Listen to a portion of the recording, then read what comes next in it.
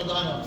നമ്മൾ ഇലക്ട്രിക് ഷോക്കാണ് സംശയിക്കുന്നതെങ്കിൽ നമ്മൾ ഒരിക്കലും ആ മെയിൻ സ്വിച്ച് ഓഫ് ആക്കിയതിന് ശേഷം മാത്രമാണ് രോഗിയുടെ അടുത്ത് പോകേണ്ടത്. അപ്പോൾ റോഡ് ട്രാഫിക് ആക്സിഡന്റ് ആണെങ്കിൽ റോഡിന്റെ സൈഡിലായിരിക്കണം രോഗി, അത് ഉറപ്പുവരുത്തിയിട്ട് എന്ന് ഉറപ്പുവരുത്തുക എന്നുള്ളതാണ്. അപ്പോൾ നമ്മൾ അദ്ദേഹത്തിന്റെ റെസ്പോൺസ് നോക്കുക എന്നുള്ളത്. ഇത് ഞങ്ങൾ ഇംഗ്ലീഷിൽ ഡോക്ടേഴ്സിനും നഴ്സസിനൊക്കെ പഠിപ്പിച്ചു കൊടുക്കുമ്പോൾ ആർ യു ഓൾ റൈറ്റ് എന്നാണ് പറയുന്നത്. നമ്മളിത് മലയാളത്തിൽ എടുക്കുന്ന ക്ലാസ്സാണ്. അപ്പോൾ നമ്മൾ ഏറ്റവും കൂടുതൽ പറയുന്നത് ചേട്ടാ ഇക്ക, ചേട്ടാ എന്തു പറ്റി, ഇങ്ങനെയാണ് നമ്മൾ റെസ്പോൺസ് കൊടുക്കുക. അതായത് രണ്ട് ഷോൾഡറിലും എന്നെ തട്ടി രണ്ട് ചെവിയിലും മാറി മാറി ഇങ്ങനെ ചെയ്യരുത്. Are you all right. അപ്പോൾ ചിലപ്പോൾ ചെവി അത്ര നന്നായിട്ട് കേൾക്കാത്ത ഒരാളായിരിക്കും, ബോധം ഉണ്ടായിരിക്കും, അപ്പോൾ അത് കേൾക്കണമെന്നില്ല. പിന്നെ ഇങ്ങനെ ആർ യു ഓൾ റൈറ്റ് അത്രയും നല്ല ഉച്ചത്തിൽ ഷോൾഡർ മെല്ലെ ഇങ്ങനെ കുലുക്കി രണ്ട് ചെവിയിലും മാറി മാറി ആർ യു ഓൾ റൈറ്റ് അല്ലെങ്കിൽ ചേട്ടാ ഇക്ക എന്തു പറ്റി. അപ്പോൾ കാർഡിയാക് ഒന്നര 2 മിനിറ്റിനുള്ളിൽ നമ്മൾ അബോധാവസ്ഥയിലേക്ക് പോയിട്ടുണ്ടാവും. പക്ഷെ ഒരു ഇറിവേഴ്സിബിൾ ഡാമേജിലായിട്ടുണ്ടാവില്ല, പക്ഷെ അബോധാവസ്ഥയിലായിരിക്കും. അപ്പോൾ അബോധാവസ്ഥയിലാണ് ആയിരിക്കും ഒരു ഹൃദയസ്തംഭനമുള്ളവരാണ്. ഇനി ഒരു കാര്യം കൂടെയാണ് നമുക്ക് ചെയ്യേണ്ടത്, കാർഡിയാക് അറസ്റ്റ് കൺഫേം ചെയ്യും. പക്ഷെ അതിന്റെ മുമ്പ് വളരെ പ്രധാനപ്പെട്ട ഒരു കാര്യം നമ്മൾ ചെയ്യണം. അതായത് ഈ രോഗി അബോധാവസ്ഥയിലാണ്, അപ്പോൾ ഒരു പ്രശ്നമുണ്ടെന്ന് നമുക്ക് ഉറപ്പായി. ഒരു പ്രശ്നമുണ്ടെങ്കിൽ ഇത് നമ്മൾ ഒരു ഒറ്റയ്ക്ക് ചെയ്യാൻ പറ്റുന്ന ഒരു കാര്യമല്ല, നമുക്ക് എന്തായാലും ഒരു സഹായം വേണം. അപ്പോൾ ഇവിടെ വെച്ച് നമ്മൾ ഹെൽപ്പ് എന്ന് പറയും. അപ്പോൾ ഒരാൾ ഹെൽപ്പിന് വരും, അയാളുടെ അടുത്ത് വളരെ വ്യക്തമായിട്ട് പറയും ഈ രോഗി റെസ്പോണ്ട് ചെയ്യുന്നുണ്ട്, അബോധാവസ്ഥയിലാണ്, കാർഡിയാക് അറസ്റ്റ് ആണെന്ന് ഞാൻ നോക്കട്ടെ, ബി വിത്ത് മീ, എൻ്റെ അടുത്തുണ്ടാകും. അതിനുശേഷം ഞാൻ മെല്ലെ ഹെഡ് ചിൻ ലിഫ്റ്റ് എന്ന് പറഞ്ഞ ഒരു പ്രക്രിയ വഴി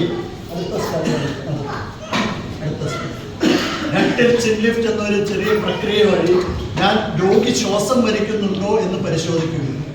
എന്തിനാണ് ഇങ്ങനെ ഹെഡ് ചിൻ ലിഫ്റ്റ് ചെയ്യുന്നത്? നമ്മൾ അബോധാവസ്ഥയിൽ പോകുന്ന ഒരു രോഗിയുടെ നാക്ക് പിറകോട്ട് പോയി അത് കണ്ടനാളത്തിന് പൂർണ്ണമായോ ഭാഗികമായോ ബ്ലോക്ക് ചെയ്യാനുള്ള സാധ്യത. അപ്പോൾ അങ്ങനെ വന്നു കഴിഞ്ഞാൽ ശ്വാസം വലിക്കുന്ന ഒരു രോഗിയാണെങ്കിൽ ശ്വാസം വലിക്കാൻ ശ്രമിക്കുന്നുണ്ടെങ്കിലും അത് ശ്വാസകോശത്തിലേക്ക് പോകില്ല, കാരണം നാക്ക് കണ്ടനാളത്തെ ബ്ലോക്ക് ചെയ്തിരിക്കും. ഇത് വളരെ ഒരു സിമ്പിൾ പ്രക്രിയ വഴി നമുക്ക് ആ നാക്ക് പിറകോട്ട് പോയതിനെ നമുക്ക് മുന്നോട്ടാക്കുവാൻ. അതിനാണ് നമ്മൾ ഈ ഹെഡിൽ ചിൻ ലിഫ്റ്റ് എന്ന് പറയുന്ന കാര്യം. അതായത് ഈ തല മെല്ലെ പിറകോട്ടാക്കുക, താടി ഒരല്പം മുന്നോട്ട്. ഇങ്ങനെ ചെയ്തു കഴിഞ്ഞാൽ എയർവേ ഓപ്പൺ ആയി എന്നാണ് നമ്മൾ നേരത്തെ സൂചിപ്പിച്ച ആ എയർ അത് ഓപ്പൺ ആയി, നാക്ക് മുന്നോട്ട് വരും. ഇങ്ങനെയുള്ള ഒരു പൊസിഷനിൽ രോഗി ശ്വാസം വലിക്കുന്നുണ്ടെങ്കിൽ അത് ശ്വാസകോശത്തിലേക്ക് ശരിയായിട്ട് ശ്വാസം പോകും. ഇങ്ങനെ ചെയ്തുകൊണ്ട് നമ്മൾ രോഗി ശ്വാസം വലിക്കുന്നുണ്ടോ എന്ന് നോക്കുകയും. പണ്ട് ഞങ്ങൾ പഠിപ്പിച്ചിരുന്ന ഒരു ലുക്ക് ലിസൺ ഫീൽ എന്ന് പറഞ്ഞൊരു, അതായത് വളരെ അടുത്ത് ചെവിയുടെ അടുത്ത് നമ്മുടെ ചെവി വെക്കുന്നു, രോഗിയുടെ മൂക്കിൻ്റെയും വായുടെയും അടുത്ത് നമ്മുടെ ചെവി വെക്കുന്നു. അതോടൊപ്പം തന്നെ എൻ്റെ കണ്ണ് രോഗി നെഞ്ച് ഉയരുകയും താഴുകയും ചെയ്യുന്നുണ്ടോ എന്ന് നോക്കുക. ഇപ്പോൾ നമ്മൾ രോഗിയുടെ നെഞ്ച് ഉയരുകയും താഴുകയും ചെയ്യുന്നുണ്ടോ എന്ന് നോക്കിയാൽ മതി എന്നാണ് പറയുന്നത്. ഇപ്പോൾ ഇതൊരു 10 സെക്കൻഡ് നോക്കണം. ഹെഡിൽ ചിൻ ലിഫ്റ്റ് നിലനിർത്തണം, അല്ലെങ്കിൽ നാക്ക് പിറകോട്ട് പോയി ആ ശ്വാസതടസ്സം ഉണ്ടാവും. അപ്പോൾ ശ്വാസതടസ്സം ഇല്ല എന്ന് ഉറപ്പ് വരുത്തണം. ശ്വാസം ഉണ്ടോ ഇല്ലയോ എന്ന് ടെസ്റ്റ് ചെയ്ത് 1, 2, 3, 4, 8, 9, 10. ഈ രോഗി ശ്വാസം വലിക്കുന്നില്ല, ബോധമില്ല, ഈ പേഷ്യന്റ് കാർഡിയാക് അറസ്റ്റ് ആണ്. നിങ്ങൾ കോഡ് 999 ആംബുലൻസ് വിളിക്കണം, നമ്മുടെ ലൊക്കേഷൻ കറക്റ്റ് ആയിട്ട് പറഞ്ഞു കൊടുക്കണം. കാർഡിയാക് അറസ്റ്റ് ആണെന്ന് പറയണം, മറക്കരുത്. You come back to me, എനിക്ക് I need your help. 1, 2, 3, 4, 5 chest compression തുടങ്ങിയാണ്. അപ്പോൾ നമ്മളിപ്പോൾ എന്തൊക്കെ ചെയ്തു? സേഫ്റ്റി നോക്കി പേഷ്യന്റ് അടുത്ത് വന്നു, അതിനുശേഷം രോഗി അബോധാവസ്ഥയിലാണെന്ന് ഉറപ്പുവരുത്തി. ഉടനെ തന്നെ ഞാൻ ഹെൽപ്പ് പറഞ്ഞു, അവർ വന്നു, അവരോട് ഞാൻ അവിടെ നിൽക്കാൻ പറഞ്ഞു. അതിനുശേഷം ഞാൻ ശ്വാസം വലിക്കുന്നുണ്ടോ എന്ന് ഉറപ്പുവരുത്തി. ശ്വാസം വലിക്കുന്നുണ്ടോ എന്ന് ഉറപ്പുവരുത്തുന്നതിന് മുമ്പ് ഹെഡിൽ ചിൻ ലിഫ്റ്റ് ചെയ്തു. ശ്വാസം വലിക്കുന്നത് 10 സെക്കൻഡ് ടെസ്റ്റ് ചെയ്തു. 10 സെക്കൻഡിൽ ശ്വാസം വലിക്കുന്നില്ല എന്ന് ഉറപ്പുവരുത്തി. അതിനുശേഷം കാർഡിയാക് അറസ്റ്റ് കൺഫേംഡ്. അബോധാവസ്ഥയിലുള്ള രോഗി അതോടൊപ്പം ശ്വാസം വലിക്കാത്ത രോഗി. ഇത്ര 2 കാര്യങ്ങൾ മാത്രം മതി കാർഡിയാക് അറസ്റ്റ് ആണ്. പണ്ട് ഞങ്ങൾ പൾസ് ചെക്ക് ചെയ്യാൻ പഠിപ്പിക്കുമായിരുന്നു. ഇപ്പോൾ അത് വേണ്ട എന്നുള്ളതാണ്. കാരണം ഏറ്റവും സീനിയർ ഡോക്ടേഴ്സിന് പോലും ആ സമയത്ത് പൾസ് ചെക്ക് ചെയ്താൽ ഉണ്ടോ ഇല്ലേ എന്നുള്ള ഒരു സംശയം തോന്നും. അതുകൊണ്ട് പബ്ലിക്കിന്റെ അടുത്ത് ഒരിക്കലും പൾസ് ചെക്ക് ചെയ്യാൻ ഇപ്പോൾ ഞങ്ങൾ പഠിപ്പിക്കുന്നുണ്ട്. 2 കാര്യങ്ങൾ. രോഗി അബോധാവസ്ഥയിലാണ്, ശ്വാസം വലിക്കുന്നുണ്ട്. കാർഡിയാക് അറസ്റ്റ് കൺഫേം പറഞ്ഞു. വളരെ ക്ലിയർ ആയിട്ടുള്ള ഇൻസ്ട്രക്ഷൻസ് ആണ്. ഇവിടെയാണെങ്കിൽ 999 ആംബുലൻസ് വിളിക്കുക. അവരുടെ അടുത്ത് കാർഡിയാക് അറസ്റ്റ് എന്ന വാക്ക് ഉപയോഗിക്കണം. അല്ലെങ്കിൽ അവർ പെട്ടെന്നൊന്നും വരില്ല. അല്ലെങ്കിൽ ഇവരും ചിലപ്പോ അവരെ കൂട്ടുകാരെ വിളിച്ചതിന് ശേഷം ഫോൺ ചെയ്തിട്ടായിരിക്കും ആംബുലൻസ് വിളിക്കുന്നത്. അപ്പൊ കാർഡിയാക് അറസ്റ്റ് എന്ന വാക്ക് നമ്മൾ ഉപയോഗിക്കണം. വളരെ പ്രധാനം. ഈ രോഗി കാർഡിയാക് അറസ്റ്റ് ആണ്, 999 വിളിക്കുക. അവരോട് പെട്ടെന്ന് വരാൻ പറയുക. നമ്മുടെ ലൊക്കേഷൻ പറഞ്ഞു കൊടുക്കുക. ക്ലിയർ ആണ്. എന്നിട്ട് നിങ്ങൾ തിരിച്ചു വരണം. I need you. എന്നിട്ട് നമ്മൾ പെട്ടെന്ന് ചെസ്റ്റ് കംപ്രഷൻ. CPRന്റെ ഏറ്റവും പ്രധാനപ്പെട്ട ഭാഗം ഇവിടെയാണ്. ചെസ്റ്റ് കംപ്രഷൻ ചെയ്യുക. ചെസ്റ്റ് കംപ്രഷൻ ചെയ്യുന്നത് ഇതാണ് നെഞ്ചെല്ല്. നമ്മുടെ ശരീരത്തിലെ ഏറ്റവും ശക്തമായ എല്ല് ആണ് നെഞ്ചെല്ല്. സ്റ്റേർണം എന്ന ഇംഗ്ലീഷിൽ പറയും. ആ സ്റ്റേർണം നെഞ്ചെല്ലിന്റെ മധ്യഭാഗത്തായി നമ്മുടെ ഒരു കൈപ്പത്തി വെക്കുക. അത് ഇടത് കൈപ്പത്തിയായാലും വലത് കൈപ്പത്തിയായാലും കുഴപ്പമില്ല. നിങ്ങൾ ഏതാണ് കൂടുതൽ കംഫർട്ടബിൾ അത് അങ്ങനെ വെക്കുക. നെഞ്ചിന്റെ മധ്യഭാഗത്തായി നമ്മുടെ ഒരു കൈപ്പത്തി വെക്കുക. എന്നിട്ട് മറ്റേ കൈപ്പത്തി അതിന് മുകളിലായി. നമുക്ക് മുകളിൽ ഇങ്ങനെ പിടിക്കാം, പക്ഷെ അതിനേക്കാൾ സൗകര്യം കൂടുതൽ നമുക്ക് ചെയ്യാൻ ഇങ്ങനെ ലോക്ക് ചെയ്ത് പിടിക്കുന്നതായിരുന്നു. അപ്പോൾ ഒരു കൈപ്പത്തി വെക്കുക, അതിന് മുകളിൽ മറ്റേ കൈപ്പത്തി വെക്കുക, അതിനുശേഷം ലോക്ക് ചെയ്ത് പിടിക്കുക. ഇനി നമ്മൾ ചെസ്റ്റ് കംപ്രഷൻ ചെയ്യുക. ചെസ്റ്റ് കംപ്രഷൻ ചെയ്യുമ്പോൾ അതിന്റെ ഫോഴ്സ് ഇമ്പോർട്ടൻ്റ് ആണ്, അതിന്റെ സ്പീഡ് ഇമ്പോർട്ടൻ്റ് ആണ്. ഇങ്ങനെ ചെയ്യും. ഫോഴ്സ് എന്ന് പറഞ്ഞു കഴിഞ്ഞാൽ നമ്മൾ ഷോൾഡർ വെച്ചാണ് നമ്മൾ ചെസ്റ്റ് കംപ്രഷൻ ചെയ്യുന്നത്. ഒരിക്കലും നമ്മുടെ എൽബോസ് വെച്ചിട്ട് ചെയ്യാൻ നോക്കരുത്. അതുപോലെ റിസ്റ്റും അധികം ഉപയോഗിക്കരുത്. അപ്പം നമ്മൾ പെട്ടെന്ന് തളരും. എല്ലാ ഫോഴ്സും വരേണ്ടത് ഷോൾഡറിൽ നിന്നാണ്. എത്രമാത്രം ഫോഴ്സ് എന്ന് വെച്ച് കഴിഞ്ഞാൽ ഈ നെഞ്ചിന്റെ ഒരു 5-6 സെന്റിമീറ്റർ താഴുന്ന രീതിയിൽ, അതായത് ഒരു 2-2.25 ഇഞ്ച് താഴുന്ന രീതിയിലായിരിക്കണം നമ്മുടെ ഫോഴ്സ്. ഇനി അതിന്റെ സ്പീഡ്, നമ്മളിപ്പോൾ ഒരു 45 വയസ്സായ ഒരാളാണ്. അപ്പൊ അയാൾക്ക് നമ്മൾ ചെയ്യുമ്പോൾ ഇയാളുടെ ഹാർട്ട് ബീറ്റ് എന്ന് പറഞ്ഞാൽ നോർമലി ഞാൻ നേരത്തെ സൂചിപ്പിച്ച 60-നും 90-നും ഇടയ്ക്കും. അപ്പോൾ നമ്മൾ ചെസ്റ്റ് കംപ്രഷൻ ചെയ്യുമ്പോൾ ഏതാണ്ട് 1 മിനിറ്റിൽ 100 എന്നുള്ള രീതിയിലാണ് ചെയ്യുന്നത്. അപ്പൊ അതിന്റെ സ്പീഡ് എങ്ങനെയായിരിക്കും? 1 2 3 4 അതായിരിക്കും സ്പീഡ്. 1 2 3 അത് കുറച്ച് സ്ലോ ആണ്. അത് ഒരു 1 per second ആണ്. 1 2 3 4 5 ദാറ്റ് ഈസ് ടു ഫാസ്റ്റ്. അപ്പൊ സ്പീഡ് എന്ന് പറഞ്ഞു കഴിഞ്ഞാൽ ഞാൻ ചെയ്യാൻ പോകുന്നു. 1 2 3 4 5 6 7 8 9 10 2 3 4 5 6 7 8 9 10 2 3 4 5 6 7 8 9 30. 30 ചെസ്റ്റ് കംപ്രഷൻ കഴിഞ്ഞാൽ പണ്ട് നമ്മൾ 2 മൗത്ത് ടു മൗത്ത് ബ്രീത്തിങ് ചെയ്യാൻ തുടങ്ങി. ഇപ്പോൾ ഞാൻ പറഞ്ഞല്ലോ, ഈ കാരണങ്ങൾ കൊണ്ട് നമ്മൾ ഇപ്പോൾ മൗത്ത് ടു മൗത്ത് ബ്രീത്തിങ് പുറത്തുള്ള ആളുകളെ ചെയ്യാൻ പറയുന്നുണ്ട്. പക്ഷെ ഇത് നമ്മുടെ വീട്ടിലാണ് സംഭവിക്കുന്നതെങ്കിൽ, നമ്മുടെ സ്വന്തം ആളുകളാണെങ്കിൽ നമുക്ക് എന്തായാലും ചെയ്യാം. നമുക്ക് പരിചയമില്ലാത്ത ആളുകളാണെങ്കിൽ നമ്മൾ ചെയ്യേണ്ട ആവശ്യമില്ല.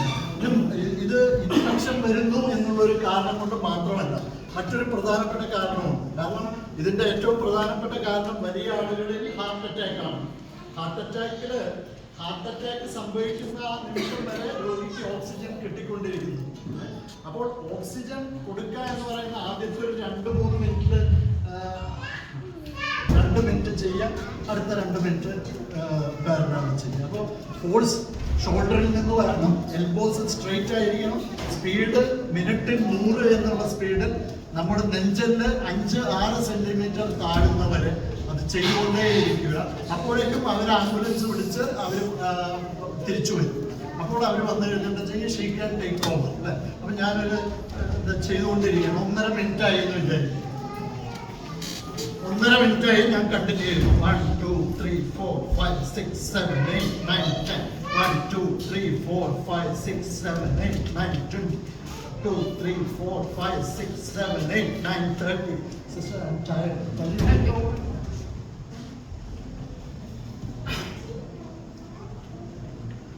See, the force is coming from her shoulder. Her elbows straight ആണ്. റിസ്റ്റിൽ യാതൊരു മൂവ്മെന്റും ഇല്ല. എല്ലാം വരുന്നത് ഷോൾഡറിൽ നിന്നാണ്. ഇതാണ് ഒരു പെർഫെക്റ്റ് ചെസ്റ്റ് കംപ്രഷൻ. ഏതാണ്ട് 5 മുതൽ 6 സെന്റിമീറ്റർ ചെസ്റ്റ് കംപ്രഷൻ ചെയ്യുന്നു. സ്റ്റേർണം താഴത്തോട്ട് വരുന്നു. ഇത് ഇങ്ങനെ ചെയ്തുകൊണ്ടിരിക്കുക. എത്ര നേരം നമ്മളിത് ചെയ്തുകൊണ്ടിരിക്കണം?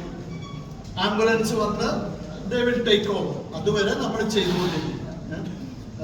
എത്ര നേരം ഇത് കണ്ടിന്യൂ ചെയ്യും? ആംബുലൻസ് വന്നു കഴിഞ്ഞാൽ അവര് ടേക്ക് ഓവർ.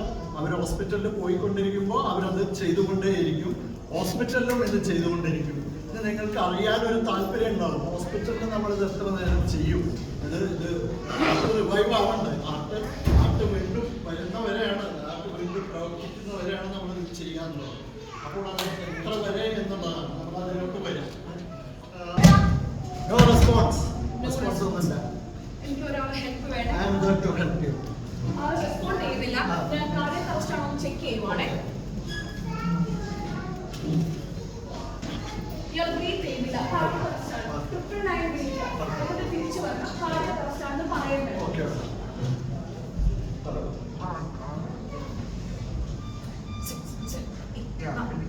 1 2 3 4 5 6 7 8 9 10 1 2 3 4 5 6 7 8 9 10.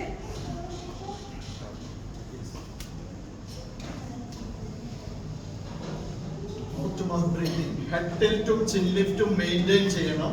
അതിനുശേഷം നമ്മൾ ഒരു ശ്വാസം നീട്ടി വലിക്കുന്നു. എന്നിട്ട് നമ്മൾ ശ്വാസം പുറത്തോട്ട് വിടുന്നതിന് പകരം നമ്മൾ രോഗിയുടെ എയർവേയിലോട്ട് നമ്മൾ ഒരു ബലൂൺ ഊതുന്ന പോലെ ഊതുന്നു. അപ്പോൾ രോഗിയുടെ നെഞ്ച് ഉയരം താഴെ ചെയ്യുന്നുണ്ടോ എന്ന് നോക്കണം. 2 എണ്ണം കൊടുക്കുക. 1 എണ്ണം അത്ര എഫക്റ്റീവ് അല്ലാന്ന് നമുക്ക് തോന്നുകയാണെന്ന് 1 എണ്ണം കൂടെ ചെയ്യാം. എന്നിട്ട് മറക്കരുത്, ഏറ്റവും ഇമ്പോർട്ടൻറ്റ് കാര്യം ചെസ്റ്റ് കംപ്രഷനാണ്. ഇനിയിപ്പോ ഈ ശ്വാസം കൊടുക്കുന്നത് നന്നായില്ല എന്നുള്ള ഒരു സംശയം കാരണം കൊണ്ട് വീണ്ടും അത് ചെയ്യാൻ വേണ്ടിയിട്ട് ശ്രമിക്കരുത്, പ്രത്യേകിച്ച് വലിയ ആളുകൾ. So go back to chest compression.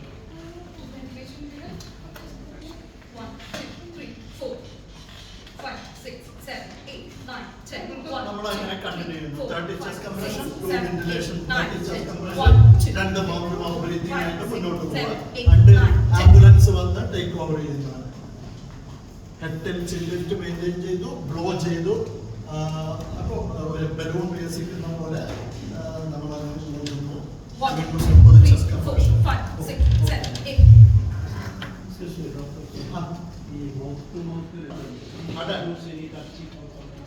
ഡ്രസ്സിൽ കൊണ്ട് നടക്കണം പുറത്ത് പോകുമ്പോൾ എന്നാണ് പറഞ്ഞത്. ഇതിങ്ങനെ കംപ്രസ് ചെയ്ത് നമുക്ക് വെക്കാം.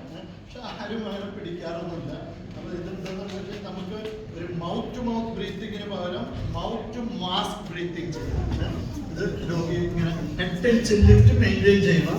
ഇങ്ങനെ വെച്ചുകൊണ്ട് എന്നിട്ട് നമ്മൾ ഇങ്ങനെ ബ്ലോ ചെയ്യും. നീട്ടി ശ്വാസം വരിക, അതിന് ശേഷം ബ്ലോ ചെയ്യുക. അപ്പോൾ ഇത് ചെസ്റ്റ് റൈസ് ചെയ്യും. Pocket mask. ഇനി നമ്മൾ ആംബുലൻസ് വന്നു കഴിഞ്ഞാലും ഹോസ്പിറ്റലിൽ പോയി കഴിഞ്ഞാലും അതാണ് അഡ്വാൻസ് ലൈഫ് സപ്പോർട്ട് നമ്മൾ തമ്മിലുള്ള വ്യത്യാസം. നമ്മൾ ചെയ്യുന്നതും ഇപ്പോൾ ഡോക്ടേഴ്സ് ചെയ്യുന്നതോ അല്ലെങ്കിൽ ട്രെയിൻഡ് പേഴ്സണൽ ചെയ്യുന്ന അവരുടെ കയ്യിൽ ഒരു ബാക്ക് വാൽ മാസ്ക് എന്ന് പറഞ്ഞിട്ടൊരു സാധനമുണ്ട്. അത് വെച്ചിട്ടാണ് നമ്മൾ ഈ ബ്രീത്തിങ് കൊടുക്കുന്നത്. അപ്പോൾ അത് അഡ്വാൻസ്ഡ് ഇതിൻ്റെ ഭാഗമാണ്. അപ്പോൾ അത് നമ്മൾ എന്തായാലും ചെയ്യില്ല. അതുകൊണ്ടാണ് ഞാൻ ആ സാധനങ്ങൾ കൊണ്ടുവരാത്തോ അത് പഠിപ്പിച്ചത്. നമ്മൾ ആ പഴയ കഥയിലെ ബുദ്ധിജീവിയുടെ അവസ്ഥയിലേക്ക് നമ്മൾ പോകരുത്. നിങ്ങൾ വേറെ ഒന്നും ആലോചിക്കണ്ട, നല്ലൊരു ചെസ്റ്റ് കംപ്രഷൻ മാത്രം ചെയ്താൽ മതി. നല്ല ചെസ്റ്റ് കംപ്രഷൻ. അപ്പോൾ നമ്മൾ നേടുന്ന എന്താണെന്ന് വെച്ച് കഴിഞ്ഞാൽ ഹാർട്ട് ബീറ്റ് ചെയ്യുമ്പോൾ എന്തുമാത്രം രക്തം ബ്രെയിനിലോട്ട് പോകുന്നുണ്ടോ അതിന്റെ ഒരു 25-30% ആയിരിക്കും നമ്മളൊരു ചെസ്റ്റ് കംപ്രഷൻ ചെയ്യുമ്പോൾ ബ്രെയിനിലോട്ട് പോകുന്നത്. പക്ഷെ അത് മതി. ആ ഒരു രക്തം അടുത്തൊരു 5-6 മിനിറ്റ് നമ്മൾക്ക് ചെയ്യാൻ പറ്റണമെന്നുണ്ടെങ്കിൽ അതായിരിക്കും ഈ രോഗി പൂർണ്ണമായ ബോധാവസ്ഥയിൽ തിരിച്ചു വരുന്ന അതിനേറ്റവും ഇമ്പോർട്ടൻ്റ് ആയിട്ടുള്ള ഒരു കാര്യം. ഇതൊക്കെ ഇപ്പോൾ നമ്മൾ ഡിസ്കസ് ചെയ്ത കാര്യങ്ങളാണ്. സ്ലൈഡ്സ് ആയിട്ട് പല പിക്ചേഴ്സിൽ ഇങ്ങനെ കാണിക്കും. ഇനി ഇതുവരെ ഡിസ്കസ് ചെയ്യാത്തൊരു കാര്യം, അറ്റാച്ച് ഓട്ടോമാറ്റിക് എക്സ്റ്റേണൽ ഡീഫൈബ്രിലേറ്റർ. നിങ്ങൾ ഈ എയർപോർട്ടിലൊക്കെ പോകുമ്പോൾ ചില പ്രസ് ചെയ്യുന്ന ആള് കൂടെ ആരെങ്കിലൊക്കെ ഉണ്ടെന്നുണ്ടെങ്കിൽ അവരുടെ അടുത്ത് പറയണം, I'm going to shock the patient, ഞാൻ പേഷ്യന്റിനെ ഷോക്ക് ചെയ്യാൻ പോകുന്നു, നിങ്ങളെല്ലാം മാറി നിൽക്കണം. അത് വളരെ ഇമ്പോർട്ടൻ്റ് ആണ്. അല്ലെങ്കിൽ നമുക്കൊരു ഷോക്ക് കിട്ടും. അതാണ് ഇപ്പൊ അവർ പറയുന്നത്. കൊടുത്തതിന് ശേഷം ഈ മെഷീൻ വീണ്ടും പറയും കണ്ടിന്യൂ ചെസ്റ്റ് കംപ്രഷൻ. അപ്പൊ വീണ്ടും നമ്മൾ ചെസ്റ്റ് കംപ്രഷൻ തൊട്ട് വീണ്ടും 2 മിനിറ്റ് ആകുമ്പോൾ മെഷീൻ പറയും സ്റ്റോപ്പ് ചെസ്റ്റ് കംപ്രഷൻ. വീണ്ടും മെഷീൻ അനലൈസ് ചെയ്യും. എന്നിട്ട് ആ വെൻട്രിക്കുലർ ഫിബ്രിലേഷൻ തന്നെയാണെന്നുണ്ടെങ്കിൽ വീണ്ടും പറയും പ്രസ് സ്റ്റോപ്പ് ബട്ടൺ. അതിങ്ങനെ തുടർന്നുകൊണ്ടേയിരിക്കും. അതാണ് automated external defibrillator. Automated external defibrillator has റവല്യൂഷനൈസ്ഡ് the practice of CPR. ഇത് പബ്ലിക്കിന് ഒരു പ്രശ്നമല്ല. അതായത് നമ്മുടെ ഈ 2 പാഡ്സും അറ്റാച്ച് ചെയ്ത് ഈ മെഷീൻ സ്വിച്ച് ഓൺ ചെയ്താൽ മതി. ഇന്ന് ശരിക്കും നിയമപ്രകാരം 30 പേര് ജോലി ചെയ്യുന്ന ഏതൊരു വർക്ക് പ്ലേസ് ഉണ്ടെങ്കിലും അവിടെ ഒരു ഓട്ടോമാറ്റഡ് എക്സ്റ്റേണൽ ഡിഫൈബ്രിലേറ്റർ വേണമെന്നാണ്. ഓട്ടോമാറ്റഡ് എക്സ്റ്റേണൽ ഡിഫൈബ്രിലേറ്റർ ഉണ്ടെങ്കിലാണ് ഇന്ന് എല്ലാ ക്ലിനിക്കുകൾക്കും, ചെറിയ ക്ലിനിക്കുകൾക്കും, ഔട്ട് പേഷ്യന്റ് ക്ലിനിക് ഒരു 1 മാൻ ഡോക്ടറായിട്ട് പ്രാക്ടീസ് ചെയ്യുന്നവരുടെ അവർക്ക് പോലും ലൈസൻസ് കിട്ടണമെന്നുണ്ടെങ്കിൽ ഓട്ടോമാറ്റഡ് എക്സ്റ്റേണൽ ഡിഫൈബ്രിലേറ്റർ വേണം. ഇമ്പോർട്ടൻ്റ് ആണ്. അങ്ങനെ ചെയ്യുന്നതെന്ന് വെച്ച് കഴിഞ്ഞാൽ ചിലപ്പോ ശ്വാസം വലിക്കും, പക്ഷെ അത്ര ബോധം ഉണ്ടാവണമെന്നില്ല. അത്ര ബോധമില്ലാത്ത ഒരാളാണെന്നുണ്ടെങ്കിൽ അവരുടെ സ്റ്റൊമക്കിൽ ചിലപ്പോൾ ഫുഡ് ഉണ്ടാവും, നമ്മുടെ ആമാശയത്തിനകത്ത് ചിലപ്പോൾ ഫുഡ് ഉണ്ടാവും. അപ്പൊ ബോധം അത്ര നല്ലതല്ല, എന്നാൽ നേരെ ശ്വാസം വലിക്കുന്നു. അങ്ങനെയുള്ള ഒരു രോഗിനെ നമ്മൾ വെറുതെ മലർത്തി കിടത്തി കഴിഞ്ഞാൽ ചിലപ്പോൾ രോഗി ഛർദ്ദിച്ച് ആ ഫുഡ് നമ്മുടെ തൊണ്ടയിലേക്ക് വരും. തൊണ്ടയിൽ നിന്ന് അത് കണ്ടനാളം വഴി ശ്വാസകോശത്തിലേക്ക് പോകും. അപ്പൊ അത് രോഗി മരിക്കണമെന്നുണ്ടെങ്കിൽ അതൊരു വിഷയമല്ല. പക്ഷെ നമ്മുടെ രോഗിയെ രക്ഷിക്കുന്നുണ്ടെങ്കിൽ ആ രോഗിയുടെ ശ്വാസകോശത്തിൽ ഫുഡ് പാർട്ടിക്കിൾസ് ഒക്കെ പോയി കഴിഞ്ഞാൽ അതിന് ആസ്പിറേഷൻ ന്യൂമോണിയ എന്ന് പറഞ്ഞൊരു കണ്ടീഷൻ, അത് പിന്നെ അതിൻ്റെ കോംപ്ലിക്കേഷൻ ഉണ്ട്. കുറെ നാൾ ഇപ്പോൾ വെന്റിലേറ്ററിലൊക്കെ കിടക്കേണ്ടി വരും. അപ്പൊ ഇത് പ്രിവെന്റ് ചെയ്യാൻ വേണ്ടിയിട്ട് രോഗിയെ നമ്മൾ ഇങ്ങനെ ഒരു റിക്കവറി പൊസിഷനിൽ കിടത്തണം. ഇനി ഒരു കാര്യം മാത്രം പറഞ്ഞുകൊണ്ട് നിങ്ങളെ കൊണ്ട് CPR ചെയ്യിപ്പിക്കാൻ പോകുന്നു. നമുക്ക് ഒരു ഞാൻ